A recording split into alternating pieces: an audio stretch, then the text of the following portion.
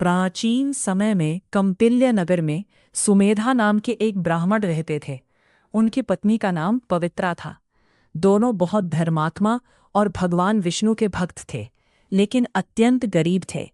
उनके पास भोजन और धन की बहुत कमी थी। सुमेधा कई बार धन कमाने के लिए दूसरे नगर जाने का विचार करते थे, लेकिन उनकी पत्नी पवित्रा उन्हें समझाती थी कि जो भाग्य में लिखा है वही मिलेगा। इसलिए वे दोनों धैर्य और भक्ति के साथ जीवन बिताते रहे। एक दिन उनके घर महर्षि कौंडिन्य पधारे।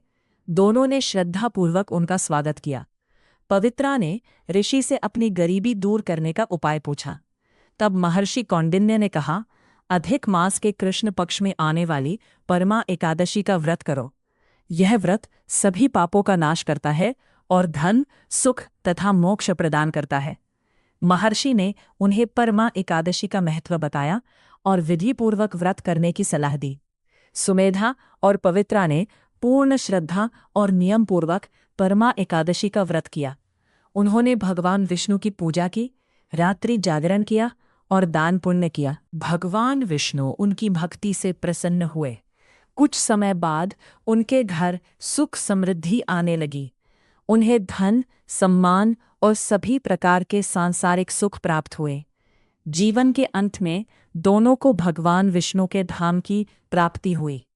इस कथा से हमें ये सीख मिलती है कि हमें कठिन परिस्थितियों में भी भगवान पर विश्वास और धैर्य बनाए रखना चाहिए। 2. सच्ची श्रद्धा, भक्ति और अच्छे कर्मों का फल अवश्य मिलता है। 3. परमा एकादशी का व्रत विधिपूर्वक करने से भगवान विष्णु की कृपा प्राप्त होती है। 4. जीवन में चाहे कितनी भी गरीबी या परेशानी हो, हमें धर्म और सत्य का मार्ग नहीं छोड़ना चाहिए।